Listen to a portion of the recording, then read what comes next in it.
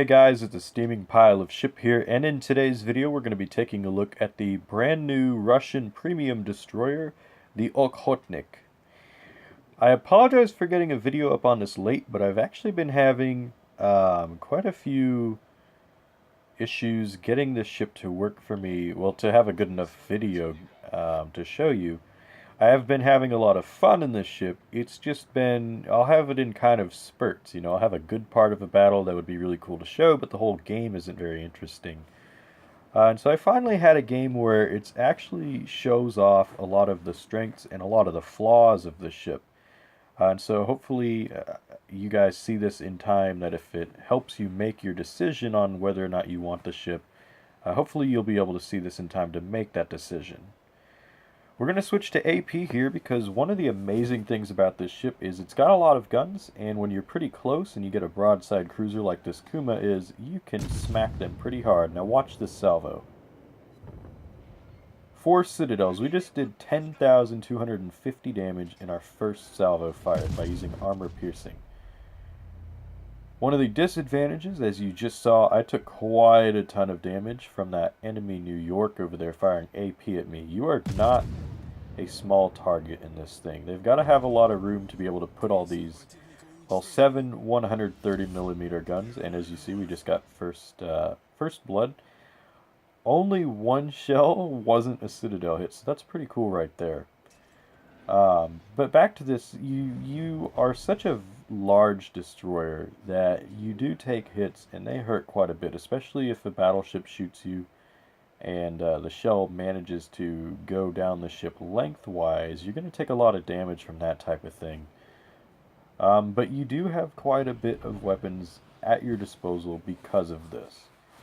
We're backing up here. We're going to pop our smoke. I don't really want to be startled too much by anything going around this corner here, if they decide to do that. We have friendly fighters flying above B, so they're going to hopefully be able to spot anything coming near this. They are starting to move away, but I think some of those torpedo bombers are on their way. We are trying to get this New York lit on fire here. I mentioned that you have 7 130mm guns, and we just took another hit, and we're inside our smoke, so we're a pretty big target. We're a fairly low to the ground target, or low to the water, I should say. But that doesn't mean we're not easy, or it doesn't make us easy to hit. A little bit of a replay bug here. I've been talking about the guns, but here we're going to show you the torpedoes. I'm actually locked onto that Wyoming that's about to round the corner there. And we'll start to see these torpedoes. If you look at the mini-map, they only have a range of 4.5 kilometers, which is very, very short. And you'll see that the Wyoming only just crossed into the range for these things. And he's literally riding the edge of the range of these torpedoes. You have 4 triple torpedo launchers, and as you can see, if you use them properly in an ambush, you can wreck people with that. That was probably what? If we go by the hit point pool on that New York, I would say we probably did about 40,000 damage to that Wyoming right there. These torpedo tubes reload fairly quickly, which is nice. I mean, we're already reloaded here, so that's handy. Our smoke dissipated, so we are spotted again, and as you can see, I don't have a lot of hit points left. I'm firing AP at that Dan A, but it probably wasn't the smartest idea. Yeah, we just bounced with the one shell that hit. But I don't want to be anywhere near that New York, because as you saw, the first New York take off about, maybe 5,000 hit points of ours. That second one can easily finish us off if he knows how to aim. Here's another flaw of the Okhotnik right here. I am not maneuverable at all in this ship. You have a turning circle that is worse than most battleships, and we're actually going to cut this battleship off in order to help us turn. We're going to see if he can't push us to where it's a little bit wider, and we'll be able to turn there. Another disadvantage, the gun range is absolutely pitiful on this thing. Now, I am not running AFT in this replay, and so 9.2 kilometers is going to be the maximum distance that I can fire with these 7 130mm guns. Now we have an enemy Podvoisky moving up on our starboard side. He's not in our torpedo range yet. I'm not sure if he's going to try and charge us, though. So we're going to fire off these torpedoes in his general direction, and we're going to probably pop our own smoke here, because he definitely has the hit point advantage, and I really can't afford to take any more shots, so I need to be unspotted. Ironically, the Podvoisky is probably one of the closest comparisons for this ship, because it's similar in layout of the guns. The main difference is the Podvoisky has less guns and less torpedo tubes, but instead it gains speed. The Okhotnik is not a very fast ship at all. I think its top speed is around 34 knots, so there's definitely cruisers that can even outdo this ship in terms of speed, and that's something you have to watch out for. The ship has, as you know, tons of torpedoes, and there's our third kill of the game already. But the ship, as many torpedoes as it has, and with such a short amount of range, it's very tempting to go YOLOing other ships. But you definitely need to keep in mind that this ship does not have a lot of speed, and that will come into play if you're trying to charge somebody when you're low health. It makes it very, very difficult to make low health YOLO rushes. Our smoke is dissipating as we start to back out of it here, so we are going to get moving here. We're spotted because the Podvoisky's smoke manages to start dissipating as well. We're going to fire one more salvo, get into our smoke, and hopefully that should break line of sight enough that I can get out of the way of this guy. And it looks like we are, in fact, unspotted. We're behind the little headland there of the island, so we'll be able to fire a little bit at him, I think. Well, it looks like we're not actually going to end up going for him. He is at the end of our range anyways, so, and he is a very fast-moving target. So I guess no harm, no foul. Activating our engine boost here. This is definitely something that helps the speed issue, but it definitely, at the same time, does not fully remedy it. I mean, it gives you a little bit of an advantage, but certainly not one that's totally usable. Now, I'm looking over here because I want to make sure that I'm not going to be in any immediate danger if I fire on this New York here.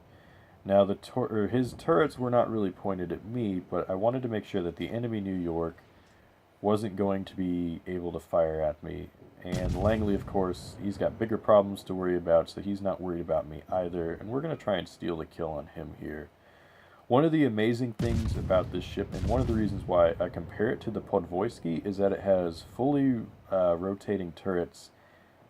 These turrets go 360 degrees, and so despite having a really slow turret traverse speed, and we'll nab the kill on the Langley, you actually have a fairly decent ability to switch targets because they traverse, again, ooh, that was a lucky miss. It's very, very easy the turrets can keep up a lot quicker because they don't have to go all the way around. You know, if I'm trying to, I mean, the 5 guns on the rear of this, if I wanted to go, you know, from left to right or port to starboard, that would take a lot of time if I had to go and have them fling the 180-degree arcs, but I don't have to, thankfully. Now, we popped our smoke here because this New York is very dangerously close, and again, I mentioned we take a lot of damage.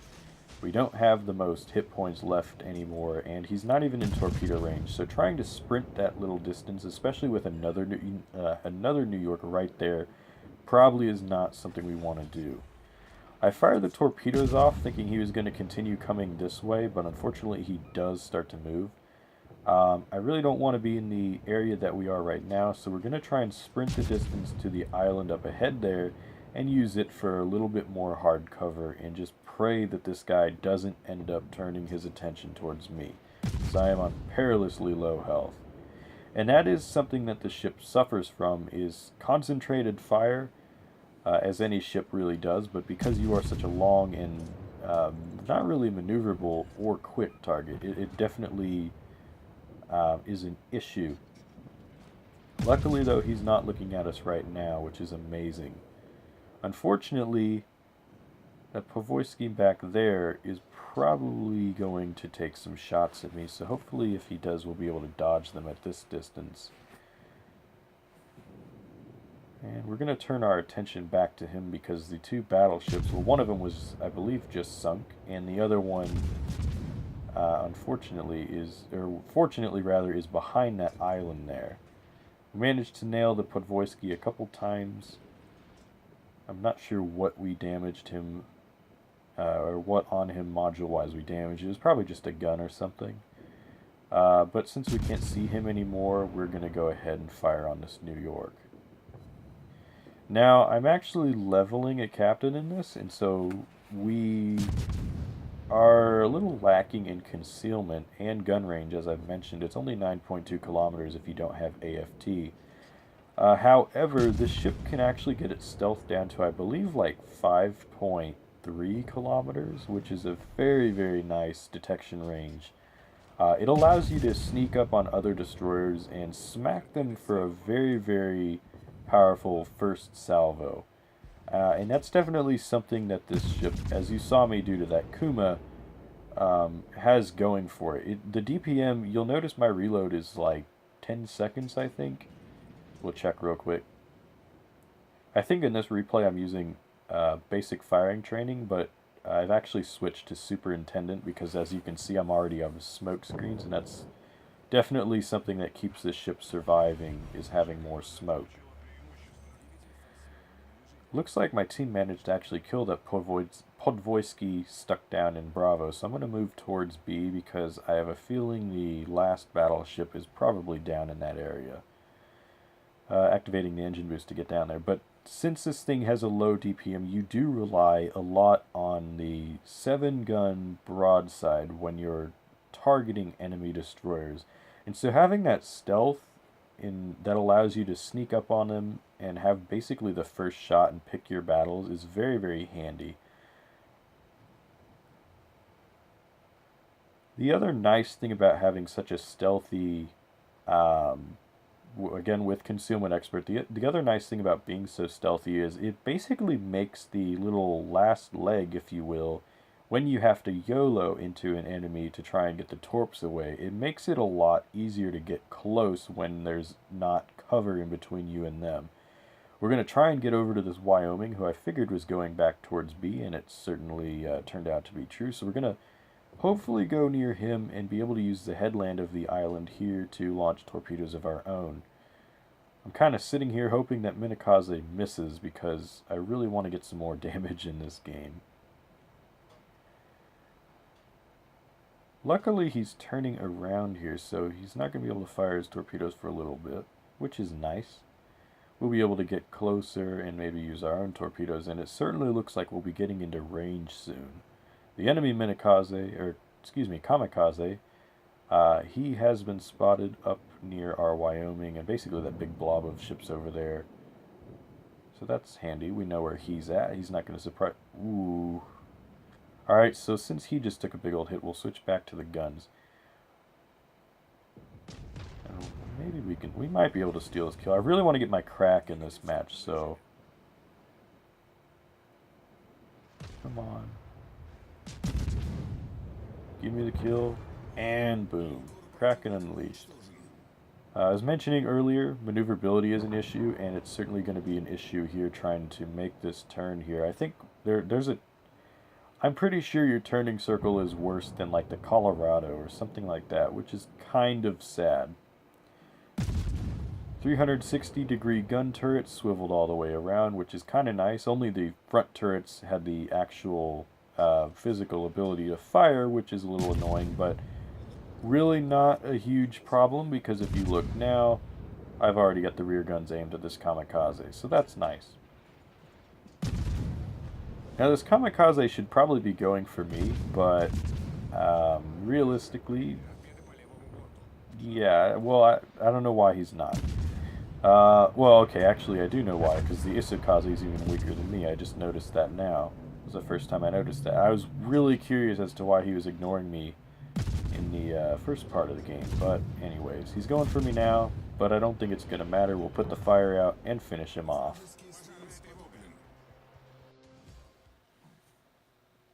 So a pretty good result for a tier 5 game if you ask me. We did 131,000 damage. We landed 6 torpedo hits, sinking 6 ships, and we also amusingly got 10 citadel hits against that Kuma. We ended up getting top of the team on the leaderboard here with 2,152 base experience. We got the First Blood, the Devastating Strike, and onto the more important medals, we got Confederate, Kraken Unleashed, and High Caliber, and those are all nice to see, especially when you're in a Tier 5 game. We did about 76,000 damage with the main battery guns. 52,000 of it was done with HE, and 23,000 was done with the armor piercing. Torpedoes landed us 42,000 damage, so quite nice there. Finally, we did 12,000 damage with the fires. So not a lot of fire damage, but you see that you do quite a bit of damage if you can position yourself properly with the raw power of those 730 millimeter guns. Well, I should say 130 millimeter guns. That kind of sounded like I said 730 millimeters, so but no, your 130 millimeter guns really do quite a bit of damage. It may not have the raw DPM, but it certainly has the alpha damage advantage over any destroyer at tier 5. Finally, we received in total 337,000 credits. We got 9,000 ship experience and 450 free experience, and that's of course with the modifiers, some flags, and the daily win. So take that with a grain of salt. You won't always get good results in the credits and experience department, but for the course of this battle, we did pretty well. Now that we're back in port, we'll go on to the build.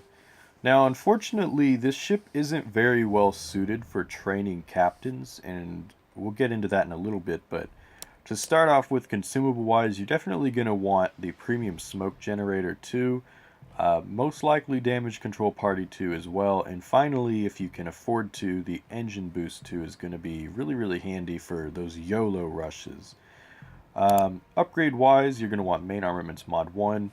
The main advantage you have over every other destroyer in the game is all of these guns and all of these torpedo tubes, so you don't want to lose any, so keeping them in the fight is definitely going to be handy.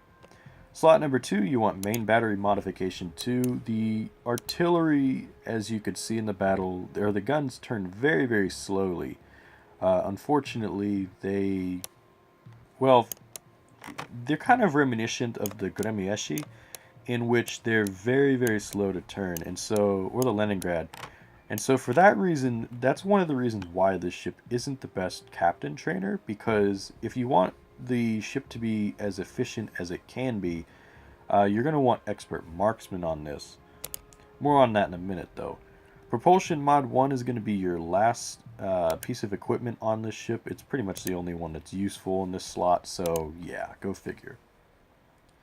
But going back to the ship here, preventative maintenance for your first slot here, or for your first captain skill. Second captain skill, you're going to want last stand. After that, superintendent to get your extra smoke. And finally, you can choose between AFT or concealment expert first. Personally, I'm going to go for AFT because increased gun range is always handy, whereas it's not always handy to have concealment expert, because if you're firing your guns and you're not inside smoke, you're going to be spotted.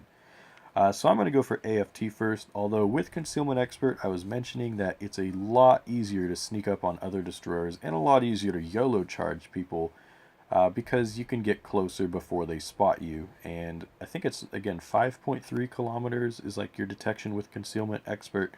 So when your torpedoes have, a range of 4.5 kilometers, that's not a heck of a distance that you have to sprint, even as slow as this ship is. But again, mentioning the really slow turret traverse, after those I would go for Expert Marksman, and probably after that Adrenaline Rush. Adrenaline Rush is really going to help you get these guns firing a little bit quicker, and it's definitely something you'll want when it has a reload time of 10.5 seconds. I'm going to assume it would be around 10 seconds if we didn't have the main battery modification 2. And it might be worth it to you specking or putting aiming systems mod 1 on after you get expert marksman to get that little bit of DPM back. But if you don't have it, you're definitely going to want main battery mod 2. One final thing I should note about the ship.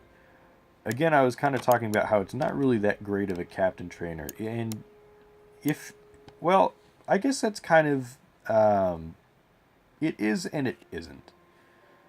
This thing is definitely not going to benefit as much from the skills that you would put on, say, a Khabarovsk or a Grozovoy. However, if you're training it up to be put on a Leningrad, or if you have a Gremieshi captain, these ships both here basically benefit from the skills that you would put on the Okhotnik. So if you have a captain for either of these ships, the Leningrad or the Gremieshi, definitely, I guess it wouldn't be the worst captain trainer if you want to put him on these ships. But for regular tech tree Russian lines, unfortunately, it's not going to do you nearly as well. Anyways, guys, before I cut this video short, I do want to ask you, what do you think about me posting replays without commentary? I kind of got to thinking of it when I was making the bonus video on the Grozovoy last week, and I was thinking, you know, sometimes I'll have a really good game that I'd love to show off, but it's been, maybe it was only a week or two since I had covered that ship in an actual review. Well, there's not as much of a reason to do a commentary on it, but it'd still be nice to show off the ship. So let me know what you guys think of just me doing videos without any sort of commentary and let you just watch the replay itself. Tell me if you guys would like that idea or if you wouldn't like that. And I will, I'll probably still upload them anyways, but I definitely want to hear what your opinion on that would be. Anyways, I'm going to call this replay, or this review good. I will catch you in the next one. This is a steaming pile of ship signing off. Thank you guys for watching.